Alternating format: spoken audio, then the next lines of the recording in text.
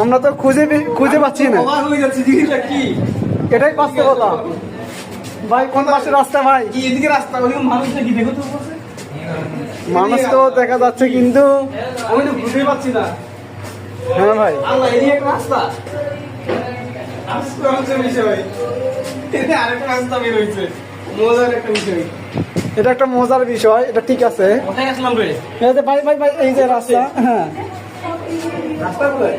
রাস্তাটা আমি বুঝতেই পারছি না ভাই, রাস্তাটা ভুলে গেছি ভাই। এটা একটা ঘর, এটা একটা রুম। কি একটা জিনিস রে?